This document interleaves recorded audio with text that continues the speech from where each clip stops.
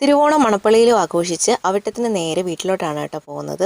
പക്ഷെ പോകുന്ന വഴിക്ക് നമ്മുടെ ഒരു റിലേറ്റീവിൻ്റെ ഒരു എൻഗേജ്മെൻ്റ് ഉണ്ടായിരുന്നു.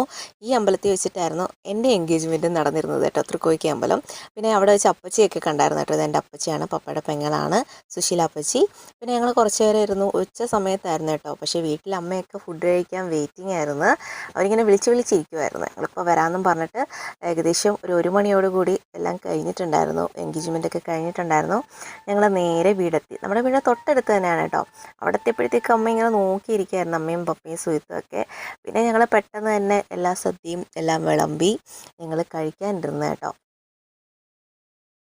ഒന്നാമത് ഇത്തിരി താമസിച്ചു കൊണ്ട് ഭയങ്കര വിശപ്പായിരുന്നേ. പിന്നെ 2 ദിവസം കഴിപ്പിച്ച സദ്യ കഴിക്കുമ്പോഴത്തേക്ക് പിന്നെ നമുക്ക് മടുപ്പാവും. എന്തെങ്കിലും വേറെ എന്തെങ്കിലും കഴിക്കാനൊക്കെ തോന്നും. പക്ഷേ എല്ലാവരും കൂടെ കൂടിയിരുന്നൊക്കെ കഴിക്കുമ്പോൾ നല്ല രസമാണല്ലോ. അപ്പം അങ്ങനെ ഞാൻ നല്ല അടിപൊളി സദ്യയൊക്കെ കഴിച്ചു. അമ്മ അടപ്രഥമനൊക്കെ ആയിരുന്നു കേട്ടോ വെച്ചത്.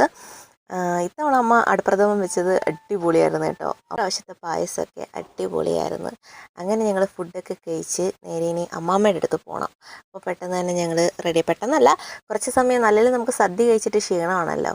ഇത് ഞാൻ അമ്മയ്ക്ക് വാങ്ങിക്കൊടുത്ത ഡ്രസ്സാണ് കേട്ടോ. അതെങ്ങനെയുണ്ട് ഈ ചുരിദാർ, കൊള്ളാമോ? അമ്മയുടെ അടുത്തെത്തി. ഇത് ലല്ലു, അമ്മു എൻ്റെ മാമൻ്റെ മക്കളാണേ.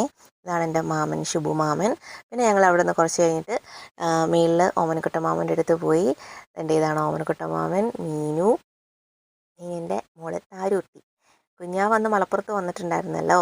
ഞങ്ങൾ പിന്നെ അവിടെയും കുറച്ച് സമയം ഇരുന്ന് ഫുഡൊക്കെ കഴിച്ചിട്ട് നേരെ വീട്ടിൽ പോയി. ഇനി നാളെ വീണ്ടും മണപ്പള്ളിയിലോട്ട്.